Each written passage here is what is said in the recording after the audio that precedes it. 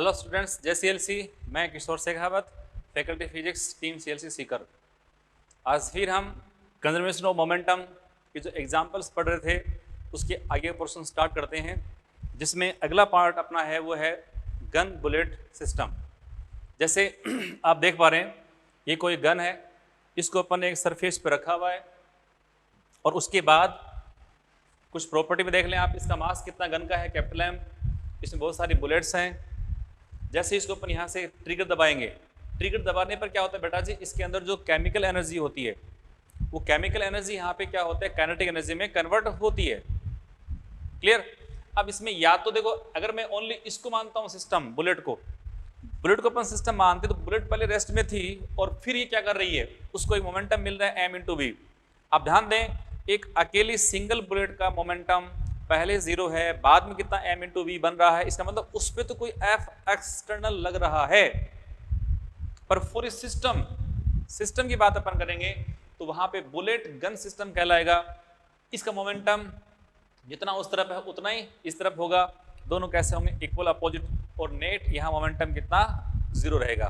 तो जैसे आप इसमें ट्रिगर को दबाते हैं तो यहाँ बुलेट यहाँ से बाहर निकलेगी, बुलेट बाहर निकलती है, गन यहाँ से पीछे रिकॉइल होती है। तो यहाँ पर वैसे तो वही क्वेश्चन हो गया जैसे एक स्टेशनरी ऑब्जेक्ट का 2 पार्ट में टूटना, तो वैसे इसमें आप सारी कहानी लेंगे तो जो इसके इंपॉर्टेंट पॉइंट्स है यदि उसकी मैं बात करता हूँ यहाँ पर, जो अपने क्वेश्चंस में काम आने वाले हैं वो देखो। एक तो P gun plus P bullet, पहले रेस्ट कंडीशन में है तो इन दोनों का वेक्टर सम कितना होगा, वो है P इनिशियल के बराबर जो कि 0 है। और इसकी हेल्प से अगर मैं लिखूंगा तो P जो गन है बेटा, P गन वो कितना है -P बुलेट। दोनों के संवेग कैसे हैं, समान परिमाण की दिशा में विपरीत हैं। वही कहानी पहले वाली, क्वेश्चन सारे वैसे बनने वाले हैं तो इसमें कोई दिक्कत नहीं है। दूसरा, हाँ, इसको आप ऐसे भी कह सकते हो ना कि यहाँ पर जो P गन है और P बुलेट है दोनों के वैल्यू सेम है। क्वेश्चंस की बात मैं करता हूँ तो मास ऑफ गन कितना ले रखा है अपने, कैपिटल M। वेलोसिटी है वो है उसका पीछे की तरफ चलना v रिकॉयल, और मास स्मॉल m इंटू इसका pb है वो कर दूँ v। तो क्वेश्चंस में यदि मास वगैरह कुछ दे रखे हों तो आप इसका उपयोग करके सॉल्व कर सकते हो। माइनस यहाँ पे डायरेक्शन को शो करता है, वो कोई इश्यू नहीं है।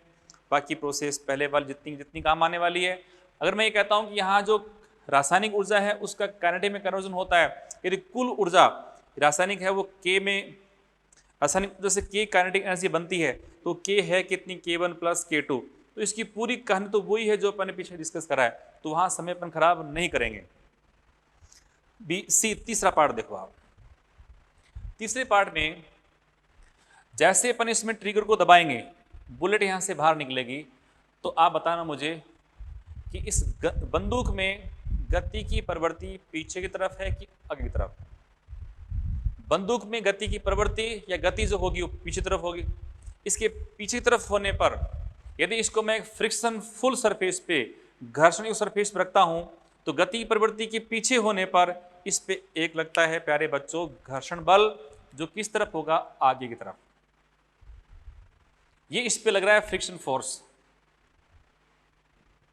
अब यदि इसका मास कैपिटल M है तो नीचे फोर्स लग रहा है mg, ऊपर इसकी रिएक्शन n, तो Fr जो होता है वो होता है क्या, μSn, तो म्यू इंटू mg, इतना फ्रिक्शन फोर्स इस पे लग रहा है आगे की तरफ। ये किसको बैलेंस कर रहा है, क्यों कर रहा है, तो ये तो एक तो क्वेश्चन हो गया।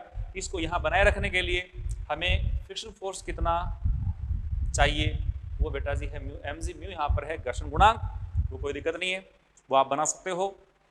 फिर देखो जो यहाँ पे बुलेट है इसका जो आरंभिक कंडीशन आप देखोगे तो वो तो पहले रेस्ट अवस्था में है। ट्रिगर दबाने के बाद इसको स्पीड v मिलने वाली है। तो मैं आपसे पूछूं यहाँ कि जो गोली है उस गोली के लिए संवेग में परिवर्तन कितना है, संवेग में परिवर्तन, बाद का संवेग ओनली फॉर बुलेट, तो बाद का संवेग कितना बेटा जी m इंटू वी, पहले कितना 0, ये संवेग में परिवर्तन है। यदि इस संवेग में परिवर्तन में लगा समय डेल्टा टी है तो ये बल आ गया। इतना बल लग रहा है एक गोली पर। मैं कहता हूं कि टी समय में n गोलियां निकलती हैं, टी समय में n गोलियां निकलती हैं, तो उस समय आप इसमें F टोटल फाइंड करोगे। तो टोटल की बात करता हूं तो प्यारे बच्चों देखो, इसको मैं ऐसे कर दूं n टोटल, हमने अगर n बुलेट मान ली तो ये हो गया आपका mv अपॉन कितना डेल्टा टी। इसको मान लो मैं यहां पे small m into V, small n यहां पे है गोलियां दागने की दर। हम कहते हैं प्रति सेकंड 20 गोली दागी जाती है, तो यहां स्मॉल n का मान कितना 20 आप ले लेंगे। हम कहते हैं प्रति मिनट 20 गोली दागते हैं, तो एक सेकंड में कितनी आई, प्रति मिनट है, तो आप कर दें 20 अपॉन 60।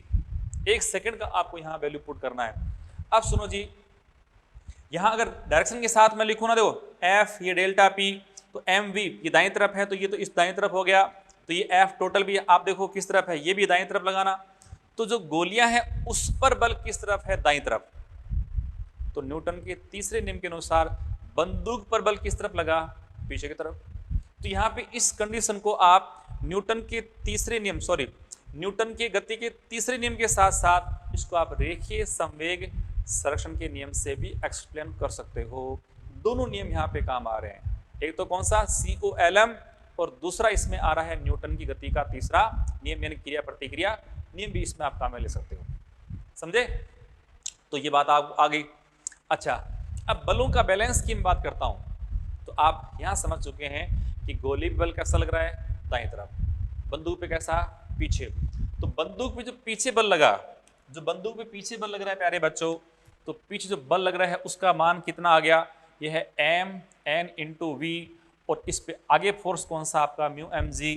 तो इसके साम्यावस्था में यानी ये गति आगे पीछे गति नहीं करे, उसके लिए आप इसमें कह सकते हो, इसके साम्य के लिए आप कह सकते हो म्यू mg बराबर mnv।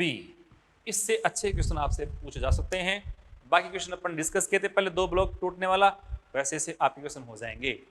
तो म्यू mg, म्यू यहाँ पे है गन और जो सरफेस है उसके बीच का कोएफिशिएंट ऑफ फ्रिक्शन, m है मास ऑफ गन, जी आप जानते हो 9.8 या 10 आप इसमें ले लेना। स्मॉल m यहाँ पे एक गोली का द्रव्यमान, स्मॉल n है प्रति सेकंड दागी गई फायर की गई गोलियों की संख्या, और v यहाँ पर है एक गोली का स्पीड। कर लेंगे? तो ये एक थ्योरेटिकल पार्ट आप समझ जाएं। उसके बाद इसका एक एग्जांपल अपन और लेते हैं COLM का, वो भी आप समझ लें।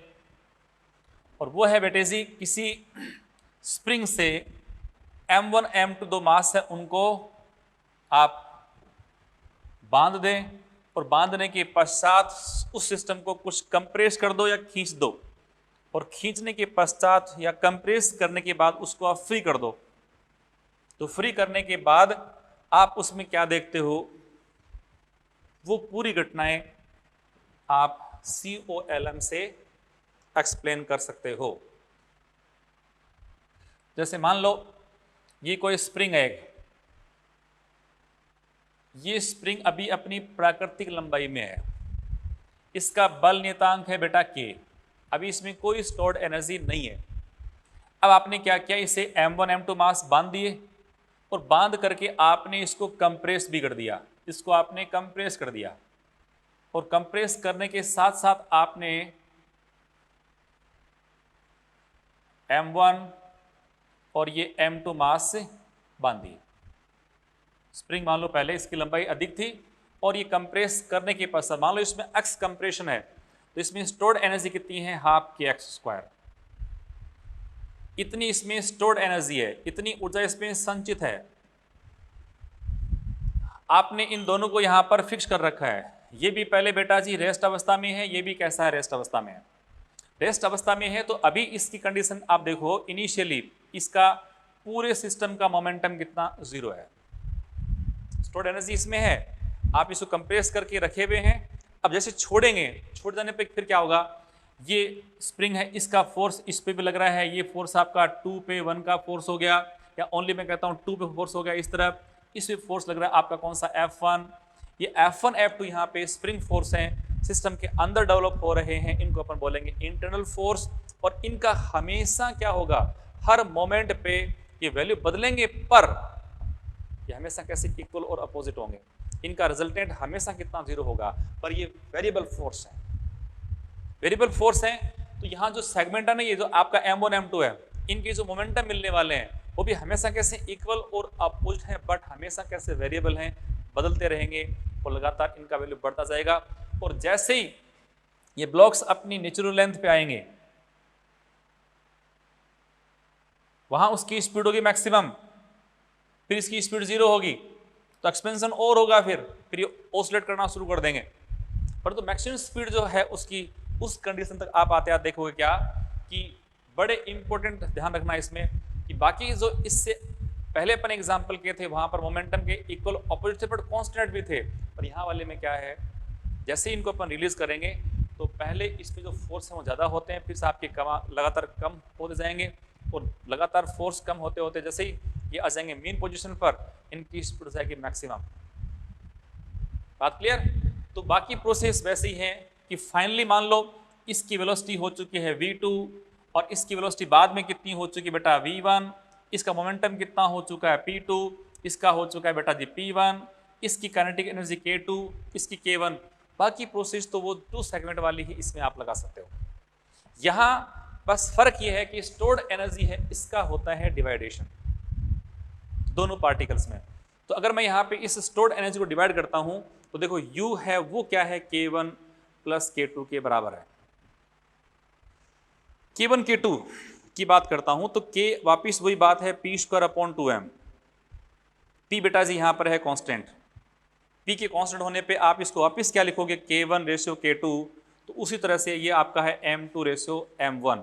मुझे यहाँ पर k1 की वैल्यू निकालनी है तो कितना आपका होगा, m2 upon total mass m1 plus m2 into u। यदि आपको k2 फाइंड करनी है तो ये हो गया m1 upon m1 plus m2 into u। कर लेंगे? तो ये इस तरह से आप क्वेश्चंस कर सकते हैं। तो नेक्स्ट पॉइंट अपन डिस्कस करते हैं रॉकेट का प्रणोदन, प्रोपल्शन ऑफ रॉकेट। तो t = 0 पर रॉकेट का द्रव्यमान ईंधन के साथ m0, रॉकेट का द्रव्यमान है बेटा जी m0, तथा गैस से रॉकेट के सापेक्ष नियत वेग v से जो इसके नोजल होते हैं, इसमें ईंधन है उसका दहन होता है और बहुत बहुत ही तेज स्पीड से यहाँ पे गैसें बाहर निकलती हैं। गैसें पहले रेस्ट में है और उसके बाद वो जल करके बाहर निकलती हैं। तो गैसों का संवेग का परिवर्तन कैसा, नीचे की तरफ है, तो उससे गैसों में बल लगा कैसा, नीचे। अब देखो न्यूटन की क्रिया प्रतिक्रिया नियम के अनुसार जितना बल लग रहा है गैसों पे, उतना ही बल किस पे लगने वाला है, वो रॉकेट पे कैसा, ऊपर की तरफ। तो मान लो उस पे ऊपर की तरफ फोर्स लग रहा है वो कौन सा, Ft मान रहा हूँ ऐसे। अब वो t0 पे या किसी इंस्टेंट पे ज्ञात करना, वो अपन बाद में लेते रहेंगे। क्वेश्चन था कि नियत वेग v से जो गैस से यहाँ पे निकल रही है वो रॉकेट के सापेक्ष v वेग से बाहर निकल रही है, और जो ईंधन जल रहा है, जिस रेट से ईंधन कम हो रहा है, जल रहा है, उसकी रेट आपको दे रखी है बेटा जी ΔM/ΔT। क्लियर? तो हम अब इसमें कई बातें पढ़ने वाले हैं। थ्योरेटिकल पोर्शन इसका बहुत ज़्यादा महत्वपूर्ण है, बड़ा कॉम्प्लेक्स है, पर बहुत कॉम्प्लेक्स है ये टॉपिक, पर इसको इसीलिए आप ढंग से पढ़ेंगे। सबसे पहले बात करता हूँ t = 0 पर इसका प्रणोद, यानी इसमें फोर्स कितना लग रहा है। तो आप देखिए अगर इसका मास है m0 है तो एक तो इसका वेट w हो गया, भार इसका t0 पे, वो तो कितना आपका m0 इंटू g लगा। जब गैस से यहाँ से बाहर निकलती है जल करके, जिनका दहन की दर है ΔM/ΔT, तो बल कितना लगा, जितना बल यहाँ पे गैसों पे लगता है उतना ही बल किस पे लग रहा है, रॉकेट पर। तो बल मतलब आपको निकालना है रॉकेट का बल Ft, वो है माइनस ऑफ किसका फोर्स, बोलो ईंधन का फोर्स जो है उस पे ना, गैस पर जो बल लग रहा है। अच्छा, गैस पर बल कितना लग रहा है, तो गैस का आप निकालेंगे संवेग में परिवर्तन की दर। तो संवेग में परिवर्तन की दर को अपन देखें तो मैं इसको लिखूं d/dt। अच्छा, p कितना है, m × v, v यहाँ पे कौन सा है, r। ओके, तो v r को अपन यहां से ले लें भार, तो इसको सॉल्व करने पे हमारे पास वैल्यू आया एफ टी का, वो आया बेटे जी माइनस का वी आर इंटू, आप इसको लिखते हैं D M by D T, या V R into delta M by delta T. इतना इस पे प्रणोद लग रहा है, सही है, कोई दिक्कत नहीं है। एफ टी आप समझ चुके हैं, वी आर यहाँ पे गैसें किस दर से पीछे की तरफ निकल रही हैं उसका मान है वो आप कर देंगे। अच्छा अब देखो इसमें दूसरा पॉइंट मैं ले रहा हूं बी। दूसरा पॉइंट अपन ले रहे हैं बेटे जी, वो है टी जीरो पर रॉकेट को ठीक उठाने के लिए आवश्यक बल। ठीक उठाने के लिए आवश्यक बल की बात नहीं करें अपन, आवश्यक ईंधन के दहन की दर कितनी है वो आपसे पूछ सकता है। तो समझे भाई, यदि हमें इसको ठीक उठाना ही है तो चूंकि आप देखो इस पे T0 पर नीचे कितना बल लग रहा है, m नोट इंटू जो इसका वेट है, और इस वेट के जस्ट बराबर Ft लग जाए तो ये जस्ट लिफ्ट की कंडीशन में आ सकता है। इसका मतलब इसके लिफ्ट होने के लिए Ft का जो मान है वो W के बराबर होना चाहिए, और दोनों के ही वैल्यू अपन रखें। Ft का मान हमने यहाँ पे पढ़ा, उसका ओनली अपन लिख दें मैग्नीट्यूड। तो देखो V R into delta M upon delta T, और इसका वैल्यू हो चुका है देखो एम नॉट इंटू जी, और इससे हम आसानी से delta M upon delta T यानी ईंधन के दहन की दर ज्ञात कर सकते हैं, जो कितनी आ जाएगी M naught G upon V R. कर सकते हो ना? तो ये पोर्शन भी आप अच्छे से समझ सकते हो। D M upon D T वैसे नीचे तरफ निकल रहा है, कोई इशू नहीं है, इसका आराम से वैल्यू निकल जाएगा। अब इसका है तीसरा पार्ट ए बी और सी। तीसरा पार्ट है वो बेटा मैं ले रहा हूं, वो है कि t बराबर 0 पर रॉकेट का ऊपर की तरफ त्वरण a मीटर पर सेकंड स्क्वायर है, तो रॉकेट पर प्रणोदन कितना है। जस्ट लिफ्ट करने के लिए तो दोनों फोर्स बराबर होनी चाहिए, परंतु अब कंडीशन आपको दे दी कि t इज इक्वल टू 0 पर रॉकेट का ऊपर की तरफ त्वरण आपको a दे दिया जाए। ये तो तभी आएगा जब ft का मान इससे ज्यादा हो। तो आप देखो त्वरण वैसे होता क्या है, आप जानते हैं a जो है वो है आपका f नेट अपॉन इसका मास। f नेट कितना है देखो, ये है एफ टी माइनस का डब्ल्यू, डब्ल्यू मतलब कौन सा एम नोट इंटू जी अपॉन इसका मास एम नोट। वापिस इसको अपन लिखिए तो ये हो गया हमारे पास देखो F T upon M naught minus कितना जी, जी को इस तरफ ले आता हूं तो मेरे पास वैल्यू आ रही ए प्लस जी बराबर कितना F T upon M naught. तो इससे एफ थ्रस्ट जो है एफ टी वो कितना आ गया, वो है एम नोट इंटू ए प्लस जी। इस पे सीधे प्रश्न पूछे गए हैं नीट में, आपको उसमें त्वरण दे देंगे। मान लीजिए रॉकेट इनिशियली 10 मीटर पर सेकेंड स्क्वायर के त्वरण से लिफ्ट करती है, और रॉकेट का द्रव्यमान मान लो आपसे बोला कि 1 टन है, या मान लो मैं कहता हूं 10,000 केजी है, एम उसका 10,000 केजी है, ये 10 से वो मान लो लिफ्ट कर रहा है टी इक्वल 0 पे, 10 से हो चुका 20, 20 को आप 10,000 से गुणा कर दो, आपका फोर्स है वो मिल जाएगा। पर यहाँ पे a कौन सा है, t इज इक्वल टू 0 पर है। इसलिए वापस एक बार देख लें, इसमें 3 बातें अपन डिस्कस करी अभी। एक t इज इक्वल टू 0 पे इसमें प्रणोद कितना है, दूसरा अपन ने पढ़ा t इज इक्वल टू 0 पर इसमें रॉकेट को ठीक उठाने के लिए आवश्यक ईंधन के दहन की दर है वो अपन कर सकते हैं। और थर्ड बात थी कि t इक्वल टू 0 पर रॉकेट का ऊपर की तरफ त्वरण अगर a मीटर पर सेकंड स्क्वायर है तो रॉकेट पर प्रणोदन कितना है वो आराम से ज्ञात कर सकते हो। ओके, अब हम बात करते हैं इसमें फोर्थ पॉइंट। फोर्थ पॉइंट में है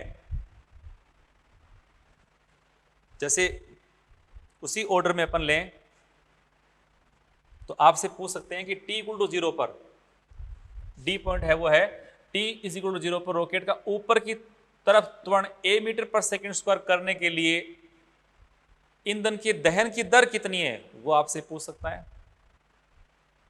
तो मैं इसी को इतना पॉइंट एक बार आप स्क्रीन पोज कर लें, नोट कर लें, मैं इसी में इसको डी बना रहा हूं। देखो डी है t इक्वल टू 0 पर रॉकेट का ऊपर की तरफ त्वरण a मीटर पर सेकंड स्क्वायर है, तो आपसे पूछ लिया ईंधन के दहन की दर कितनी है, delta m upon delta t का वैल्यू कितना है वो आपसे पूछ सकता है। तो अभी हमने एफ टी फाइंड किया था, तो एफ टी वैसे था क्या बेटे जी, V R into delta M by delta T is equal to M naught A plus G. ये आपको फाइंड करना है, वी आर से इसको डिवाइड कर दो। इस पर भी क्वेश्चन पूछे गए, ये भी आप कर सकते हो। तो बेटे जी अगला पॉइंट अपन डिस्कस करते हैं, पॉइंट नंबर ई। पॉइंट है कि रॉकेट अपने द्रव्यमान का एनवा भाग या 1/n गुना द्रव्यमान प्रथम सेकंड में, यानी पहला सेकंड यानी 1 सेकंड मान लो, में वी आर वेग से छोड़ता है तो रॉकेट का त्वरण कितना है। तो आप पहले ये समझो इसमें कितना द्रव्यमान छोड़ रहा है 1 सेकंड में, तो इसमें delta M by delta T, delta M तो कितना है, वह है रॉकेट के अपने द्रव्यमान का n गुना 1/n गुना, यानी m नॉट अपॉन n कितने समय में, तो समय अपने दे रखा कितना बेटा जी 1 सेकेंड। इसका मतलब delta m upon delta t का मान आपको दे दिया जा रहा है m not by small n। Clear. तो इस कंडीशन में रॉकेट का त्वरण कितना है, तो a बराबर हम लोग पढ़ते हैं रॉकेट पे बल F T upon am not. Clear. अच्छा जी 1/m0 इंटू एफ टी उस पे लगता क्या है, गैसें बाहर निकलती हैं, मान लो किस वेग से, वी आर वेग से, तो उस कंडीशन में संवेग में परिवर्तन की दर के रूप में हम लगाते हैं बल उस पर इतना।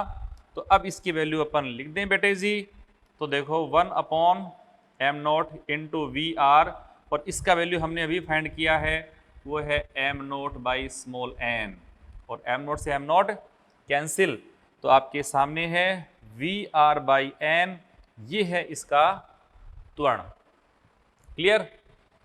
अब आता है इसका अगला पॉइंट एफ पॉइंट कह रहा है कि टी समय पर रॉकेट की गति का समीकरण क्या है।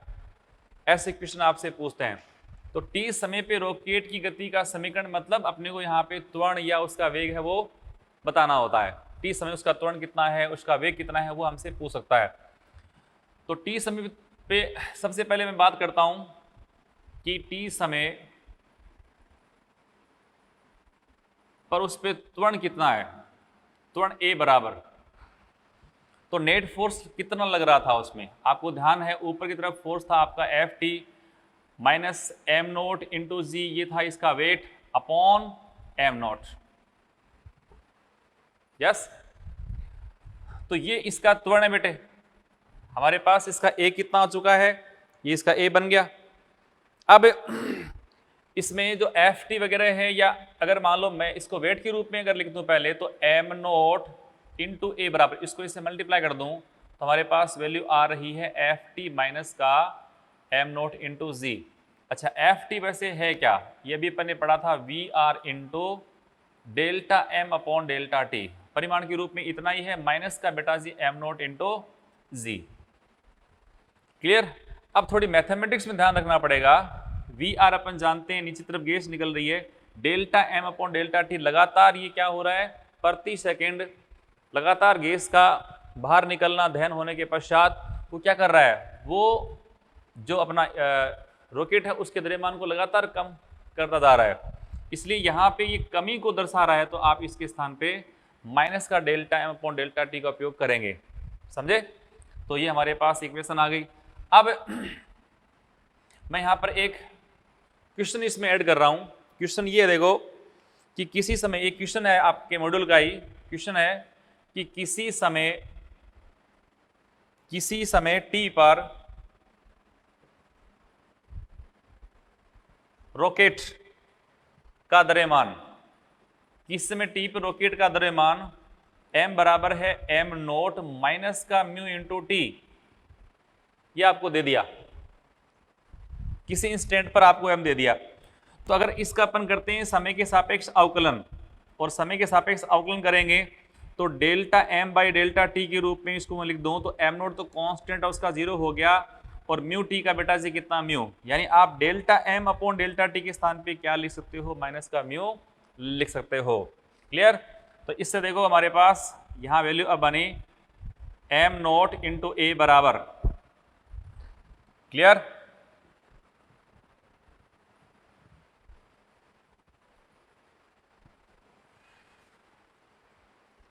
तो किसी समय t की बात करोगे तो मास भी है वो क्या होगा, m नोट से फिर m हो जाएगा। भी t0 पे मास कितना है m नोट, किसी इंस्टेंट की बात करता हूं तो मास कितना हो जाएगा आपका m। ओके बेटे जी, तो आप किसी t पर इसको किस समय t पे इसको लिखते हो तो t पे आप छोड़ दो m नोट के स्थान पे m इंटू ए। ओके, एफ टी का हमने यहाँ वैल्यू पुट किया था, ये हमारे पास था बेटे जी वी आर इंटू, याद करो माइनस का delta M upon delta T, minus तो पहले से पड़ा है, इसकी वैल्यू हमने फाइंड की है, वो कितनी है माइनस का म्यू, तो इसको माइनस के म्यू से आप फिर मल्टीप्लाई कर दो, फिर माइनस कितना आपका है एम, इस इंस्टेंट टी पर तो ये आपका एम इंटू जी बन जाएगा। समझे? तो इस तरह से इसको आप आराम से लिख सकते हो। अच्छा, अब देखो किसी समय t पर आपको m दे रखा है, m क्या दे रखा है m नोट माइनस का म्यू टी, तो मैं इसकी वैल्यू पुट कर दूं, देखो m नोट माइनस का म्यू टी इंटू ए बराबर वी आर, ये हो गया माइनस माइनस प्लस, तो वी आर म्यू या कर दो म्यू वी आर माइनस, ये भी बेटा जी है आपका एम नोट माइनस का म्यू टी इंटू जी। क्लियर? और इससे आपको केवल a का मान निकालना है, तो इससे a का मान आप ज्ञात करो तो बाकी का इसमें भाग दे दो। इसका अपन भाग देंगे तो प्यारे बच्चों देखो ये हो गया आपका mu V R upon M naught minus का म्यू टी, और इसमें तो इससे डिवाइड करेंगे तो कैंसिल हो गया माइनस का जी। तो किसी इंस्टेंट पर उसका त्वरण है वो a बराबर mu V R upon M naught minus mu T minus G से दिया जाएगा। ठीक है बेटे, तो इसको आप अच्छे से देख लो। हमने 2 पॉइंट यहाँ डिस्कस करें, एक तो रॉकेट अपने द्रव्यमान का nवां भाग या 1 अपॉन n गुना द्रव्यमान प्रथम सेकंड में वी आर वेग से बाहर निकाल रहा है, खो रहा है, तो रॉकेट का त्वरण कितना होगा। फिर हम डिस्कस करते हैं t समय पर रॉकेट की गति की समीकरण आपको बतानी हो तो अपन कर सकते हैं, ये t 0 पर है, उसके बाद t बनानी है तो m नोट के स्थान पे उसको अपन m पुट कर देंगे और आपकी इक्वेशन बन जाएगी। ठीक है बेटे, नेक्स्ट पॉइंट जी नगण्य मानने पर किस समय t पर रॉकेट का वेग, इंपॉर्टेंट, वेरी इंपॉर्टेंट। तो वेग ज्ञात करने के लिए पहले अपन बात करते हैं त्वरण की। तो त्वरण वैसे आप जानते हो है एफ टी बाई जी, का इफेक्ट है ही नहीं, वेट का तो आप जो इफेक्ट है आप कर दो रिमूव, तो F T upon M 1 upon एम, एफ टी आपको पता है ये था V R D M by D T. Mathematically कोई भी ऑपरेशन करना हो तो चूंकि मास यहाँ पे कैसा हो रहा है, डिक्रीज, लगातार यहाँ से बाहर निकल रहा है, तो मास के लगातार यहाँ से बाहर निकलने के कारण आप इसको मैथमेटिकली कोई भी ऑपरेशन करेंगे तो देखो यहाँ पर आप माइनस का उपयोग पहले भी अपन ने किया था, अब भी करना पड़ेगा। ठीक है, तो ये हमारे पास आ गया वैल्यू, ए का value V R minus D M by D T. अब हमें इसमें क्या करना है, वेग ज्ञात करना है, तो ए जो है इसको मैं चाहूं तो ऐसे कर सकता हूं D B by D T, मुझे वेग ज्ञात करना है। वेग का कोई इस तरफ को पद है नहीं, वी आर यहाँ पे है, गैस जिस वेग से बाहर निकलती है वो अलग वेग हो गया, जो रॉकेट का वेग है वो अपने को निकालना है, तो उससे तो हम v का उपयोग कर पाएंगे। अच्छा जी, अब देखो जो v वाला है, तो अगर मैं इस dv के अलावा सारे पदों को कर दूं अलग तो हमारे पास बचता क्या है, माइनस का वी आर बाई एम, और ये dt से dt तो हो गया बेटे जी कैंसिल, तो हमारे पास फिर इसको मैं थोड़ा सा अरेंज कर दूं पहले ही, तो देखो ये है वी आर और ये है डी एम बाई एम, इसके अलावा और कुछ तो है नहीं। क्लियर? अब इसका अपन करते हैं दोनों पदों के समाकलन। मान लीजिए पहले इसका आरंभिक वेग रॉकेट का u है, बाद में v हो गया। हालांकि रॉकेट को जब लॉन्च करते हैं तो उसका वेग कितना शून्य होता है, शून्य होता है, परंतु एक बार इसको मैं क्या ले रहा हूं, u मान रहा हूं। u के पद में बना ले इसकी इक्वेशन, बाद में उसको और आगे बढ़ा देंगे। और पहले इसका मास कितना था m नोट, और किस समय पर कितना हो गया बेटा जी m। आप जानते हो dv का समाकलन क्या होता है, v। तो इसको सोल्व करने पे हमारे पास आ गया dv का v और v माइनस u, यानी देखो यहां से इसको सोल्व किया तो v माइनस का u बराबर, ये माइनस का वी आर ऑलरेडी पढ़ा है। अब dm बाई m, आप जानते हैं इसका समाकलन क्या होता है, log e बेस m, जिसकी लिमिट आपको दे रखी है m नोट से m तक। तो इसको आपने सॉल्व किया तो सॉल्व करने से हमारे पास वैल्यू आ गई minus V R log e base है, तो इसको आप ओपन करोगे ना तो log e base m minus log e base m note हो जाएगा। बोलो कोई दिक्कत इसमें? यदि इसको आप अलग करते हो तो कोई इश्यू नहीं है ना, m माइनस m नोट, फिर इसको साथ वापस लिखते हो। जैसे ये देखो log e बेस m की आपने लिखी है लिमिट m नोट से m, तो क्या लिखा जा सकता है, log e base m minus कौन सा, log e base m note. अब देखो log के आपने पढ़े होंगे प्रॉपर्टीज, तो उसमें log ये माइनस के रूप में है, तो इसको आप वापिस साथ लिख सकते हो, नहीं इसको हटा दो, यहां से कर दो m बाई m नोट होता है ना, तो मैं उसका सीधा यहाँ पे उपयोग कर रहा हूँ minus V R log e base m upon m naught. m कम है, m नोट ज्यादा होता है।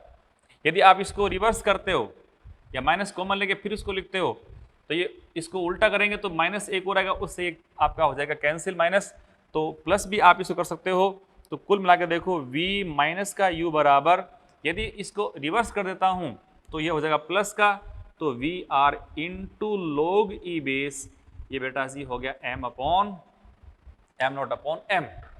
m नोट बड़ा होता है, m छोटा होता है, इससे अब वैल्यू आपकी प्लस आ जाएगी, नहीं तो वैल्यू नेगेटिव आती सोल्व करने के पश्चात। तो किसी इंस्टेंट पर इसका वेग अपन ज्ञात करते हैं, तो किसी इंस्टेंट पर हमारे पास जो इसका वेग आया बेटा जी v, तो हो गया u plus V R into log e base m naught by m। Questions करते समय log e बेस को आप 10 बेस में कन्वर्ट कर देना, और इसको कन्वर्ट करने के लिए आप क्या लिखोगे, v बराबर u प्लस, मैं इसको लिख दूं, देखो log e बेस को होता है 2.303, log e बेस को 10 बदलने के लिए अपन लगाते हैं मल्टीप्लायर इंटू वी आर, और ये लो साहब log 10 base m naught upon m बन गया। कोई समस्या नहीं है। ये कब है, जब आप z के इफेक्ट को नहीं मानते हो। अब इसी इक्वेशन को देखो आपको अच्छे से याद रखनी चाहिए, और इसका उपयोग देखो ऐसा भी हो सकता है, ये बोला जाए कि अगर रॉकेट का आरंभिक वेग कितना शून्य है तो आप इस u को हटा दीजिएगा, परंतु इस कंडीशन के लिए, इस समीकरण के लिए अपन ने ये माना है z का इफेक्ट कितना नेग्लिजिबल है, उसको अपन 0 मान के चल रहे हैं। यदि 0 नहीं मानते हैं, z इफेक्टिव हो, g के प्रभावी होने पर, तो आप यहां लिखना g के प्रभावी होने पर, आप देखो ऊपर की तरफ वस्तु गति करती है तो उसका वैल्यू कितना बनता है, v equal to u minus का gt, तो माइनस gt का इफेक्ट तो यहां से हटा रखा ना, तो जो हमारे पास v था u प्लस कितना बेटा जी 10 बेस के रूप में लिखता हूं, तो 2.303 और V R log 10 base m naught upon m naught upon minus का gt, ये बिल्कुल अपना एक सेपरेट स्टेप है। इससे आप किसी समय t पर g के इफेक्टिव होने पर भी त्वरण ज्ञात कर सकते हो। हालांकि जब इसकी गणना करते हैं तो उस केस में ये जो वैल्यू है बहुत ज़्यादा आती है, ये बहुत कम होती है, तो गणना करते समय आप इस u को इसके कंपेरेबल नेग्लिजिबल भी कर सकते हो, तब जाकर के आपका क्वेश्चन इससे बन पाता है। तो बहुत ज़्यादा इंपॉर्टेंट है। v बराबर कितना है, u plus V R log e base m naught upon m। यहाँ प्लस माइनस का रोल है, प्लस यहाँ पे तभी आएगा जब यहाँ पे कौन सा m नोट अपॉन m है, माइनस भी आप ले सकते हो, तब कितना m अपॉन m नोट आ जाएगा। अब देखो क्वेश्चन है इसी पे आधारित है। क्वेश्चन है कि आरंभिक द्रव्यमान 1000 kg, इसका मतलब ये आपको दे दिया m नोट, वाले रॉकेट में 10 kg पर सेकंड की दर से ईंधन का दहन हो रहा है, तो ये आपको दे दिया है बेटा जी delta M by delta T दहन होता है। तो फ्यूल रॉकेट के सापेक्ष 2 किलोमीटर पर आवर की दर से वर्टिकली डाउनवर्ड जा रहा है। तो जो ईंधन बाहर निकलता है उसकी वेलोसिटी वी आर वो भी आपको दे दी है 2 किलोमीटर पर आवर है, 2 किलोमीटर पर आवर यानी 2000 मीटर। इसको बदलने अपन किस में, तो 2 इंटू इसको हम लिखते हैं बेटा जी 5/18 मीटर पर सेकेंड। ये आपने पढ़ा होगा डायनेमिक्स वगैरह में कि किलोमीटर को अपन किस प्रकार से मीटर पर सेकंड बदलते हैं। 5/18 से मल्टीप्लाई कर दो, ये आपका तुरंत मीटर पर सेकंड में कन्वर्ट हो जाएगा। अब पूछा कि 1 मिनट के पश्चात ईंधन दहन रुक जाने के बाद रॉकेट का वेग कितना है। 1 मिनट के पश्चात ईंधन का दहन स्टॉप हो गया तो समय हमारे पास है t बराबर 60 सेकेंड और ईंधन का दहन उस समय क्या हो गया, स्टॉप। तो उसके बाद रॉकेट का वेग कितना है वो आपको ज्ञात करना है। ठीक है भाई, तो समय का भी यहाँ पे आपको उपयोग करना दे रखा है। अब इसका देखो अपन ने अभी पढ़ा था कि v का जो वैल्यू है वो है कितना, v is equal to U plus 2.303 log V R और log 10 base m naught upon m minus का gt। अब इसमें वैल्यू पूरी तरह से आप इसमें लिख सकते हो, कोई इसमें अलग वाली बात नहीं है। और आरंभिक द्रव्यमान दे रखा है, आरंभिक वेग दे रखा नहीं है। आरंभिक वेग नहीं दे रखा हो तो उसको शून्य मानना है, तो 0 प्लस 2.303 वी आर आपको दे रखा था कितना, 2 इंटू ये 5/18 log 10 बेस दिस। तो आप इसमें ये देखो m नोट अपॉन m 1000। चलो तो इसके लिए तो प्यारे बच्चों यहाँ पे ये तो ठीक है, पर ये log 10 बेस की वैल्यू फाइंड करनी पड़ेगी। माइनस का g तो 10 इंटू टी कितना 60, जी 10 है, टी हमारे पास कितना है 60। क्लियर। अब m नोट अपॉन m कितना वो आपको देखना पड़ेगा। तो आरंभिक द्रव्यमान कितना बेटे जी 1000 केजी। m नोट तो मालूम है, वो तो मालूम है 1000 है, अपॉन देखें तो आप ये देखो कि 10 केजी पर सेकंड की दर से ईंधन दहन हो रहा है। तो 60 मिनट में कितना हुआ, 10 इंटू 60 600 केजी। तो बचा कितना 400। ये लो 1000/400, 1000/400 10/4 हो गया। तो इसको log 10 माइनस का log 4 लिख सकते हो। log 10 कितना 1 होता है, log 4 2 की पावर 2 कर दो, 2 आगे ले आओ, 2 इंटू log 2 कितना होता है 0.3010। तो इस तरह से आप इसको पूरा सोल्व कर सकते हो। और सोल्व करने के पश्चात इसकी जो वैल्यू आएगी 1232.6 मीटर पर सेकेंड आ जाएगी। ये कैलकुलेशन आप इजीली कर लेंगे। बोलो, सब कुछ बता दिया मैंने। हाँ, तो अगला क्वेश्चन देखो एक इसी में क्वेश्चन है कि ऊर्ध्वाधर ऊपर की तरफ गतिमान m नोट द्रव्यमान की रॉकेट का t समय पर द्रव्यमान m इज इक्वल टू है m naught 1 minus t/3 t समय पर। रॉकेट को t इक्वल टू 0 पर ऊर्ध्वाधर ऊपर की तरफ गुरुत्व के प्रभाव में प्रक्षेपित करते हैं। इसका मतलब है कि u आरंभिक वेग 0, ईंधन रॉकेट के सापेक्ष वी आर वेग से नीचे गति करता है तो ईंधन का वेग मिल गया। तो t इक्वल टू 1 सेकेंड पर रॉकेट की चाल कितनी है। अभी अपन पढ़ के हैं v इज इक्वल टू क्या होता है, u plus V R log e base m naught upon m minus G T. Clear. आपसे पूछा t इक्वल टू 1 सेकेंड पे, तो t इक्वल टू 1 सेकेंड। एक तो पहली बात तो इसको अपन प्रक्षेपित करते हैं तो u कितना 0, आरंभिक दे रखा नहीं है। वी आर दे रखा है m, तो देखो मैं यहाँ पे इसको ऐसे कहता हूँ m हमारे पास जो m equal to m naught है और t इक्वल टू 1 सेकेंड के लिए अपन याद करते हैं। तो m हमारे पास देखो आया m naught 1 minus 1/3 t equal to 1 second पे 1 माइनस 1/3 कितना होता है m नोट इंटू 2/3 ये m। और इसे सोल्व करने पे m नोट अपॉन m का वैल्यू देखो m0 अपॉन m, तो 3/2 आ गया। तो मैं अब इसके स्थान पे क्या लिख सकता हूं, 3/2। तो देखो हमारा आंसर आया VR log e base 3/2 minus का g। ठीक है, बहुत ही एक बेहतरीन क्वेश्चन है, बहुत सिंपल है। अब अगला देखो एक पॉइंट है कि रॉकेट का अधिकतम वेग ज्ञात करना है, मैक्सिमम वेलोसिटी ऑफ रॉकेट। तो मैक्सिमम वेलोसिटी कब होती है, जब किसी रॉकेट को अपन लॉन्च करते हैं, प्रक्षेपित करते हैं उसको, तो ईंधन जलना शुरू होता है। जब तक ईंधन जलता है तब तक उस पर ऊपर की तरफ एक अपथ्रस्ट फोर्स लगता है, और वो अपथ्रस्ट हमेशा उसको होता है त्वरित। इसका मतलब तब तक उसकी स्पीड बढ़ेगी। जैसे ही संपूर्ण ईंधन खत्म हो जाता है, तो संपूर्ण ईंधन खत्म होने के पश्चात प्यारे बच्चों क्या होता है, उसका वेग होता है मैक्सिमम। तो पहली बात तो ये आपको ध्यान रखनी चाहिए कि रॉकेट का वेग अधिकतम कब होगा, जब उसका सारा ईंधन, रॉकेट नहीं जलेगा, ईंधन जल जाएगा, खत्म हो जाएगा, तब। तो जैसे मैं कुल द्रव्यमान इसका m0 मान लेता हूं, m engine plus m fuel यानी ईंधन। तो यहां तो ईंधन ही जलेगा ना। अच्छा, ईंधन के जलने की दर अपन कहते हैं delta m by delta T. तो इस दर से तो ओनली ईंधन जलता है, तो mf कर दो इसमें। तो इस ईंधन को जलने में समय कितना लगा, तो डेल्टा टी अपन निकाल लें। डेल्टा टी हमारे पास कितना आ जाएगा, ये हो गया आपका delta m upon mf, delta T upon mf। Clear. तो डेल्टा टी हम इससे निकाल लेंगे, तो ये समय हमारे पास आ गया। इतने समय में ईंधन है वो जल करके नष्ट हो जाएगा।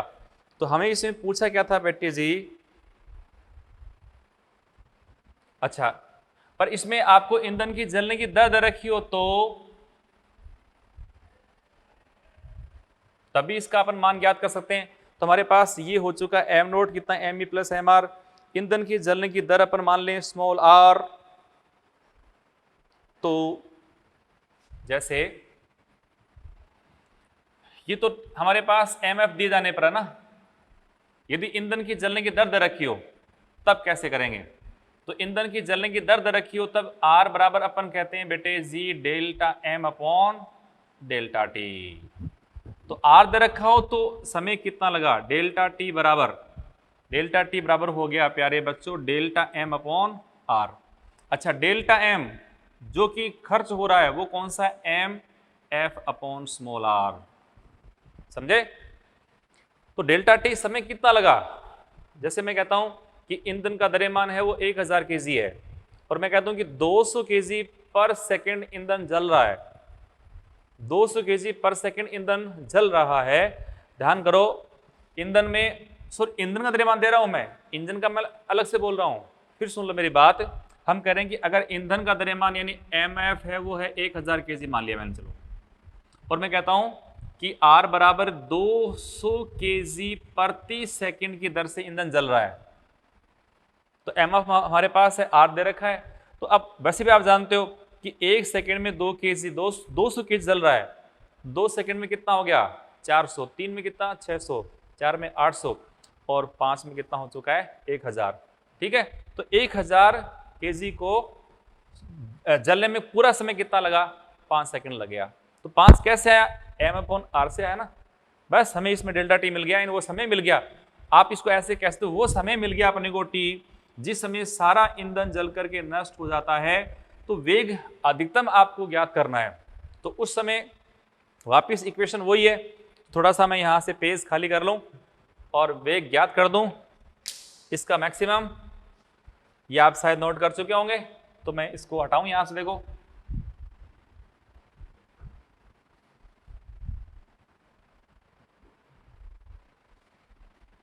तो v बराबर हमने पढ़ा था u plus V R log 10 base, log E base करता हूं, 10 बेस करने में 2 पॉइंट वाला आएगा, m0 अपॉन m माइनस कितना gt। तो t का वैल्यू हमारे पास कितना है mf अपॉन r।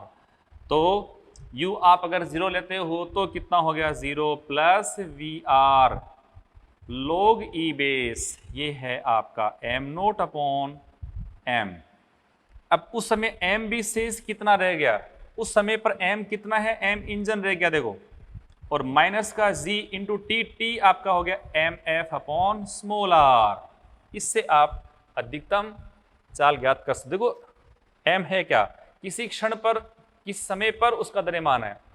तो जब सारा ईंधन, और ये भी कौन सा, ये तो आपका t0 पर शेष कुल द्रव्यमान है, और ये क्या, किसी क्षण पर t शेष द्रव्यमान है। तो वहां शेष द्रव्यमान है कितना, वो है मात्र ईंधन के जलने के पश्चात बचा हुआ इंजन का द्रव्यमान। इंजन फ्यूल खत्म हो चुका है। तो इस तरह से आप इसका मान ज्ञात कर सकते हो। ठीक है बेटे। हाँ, तो एक थोड़ा सा होमवर्क और नोट कर लें बेटा।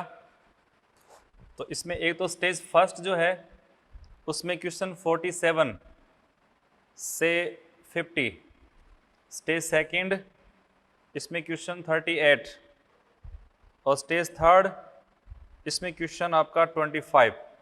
ये आप प्रैक्टिस कर लें। एक थ्योरी में एक्सरसाइज थर्ड है, उस थर्ड एक्सरसाइज में क्वेश्चन नंबर 6, 7 और 8 ये भी आप पढ़ लें। ठीक है बेटे। तो इस लेक्चर को अपन यहीं समाप्त करते हैं, बाकी पोर्शन अपन बाद में पढ़ेंगे। ओके, जय CLC, थैंक यू।